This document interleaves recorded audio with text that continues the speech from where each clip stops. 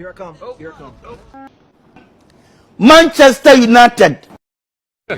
Hey, y'all, come look at this.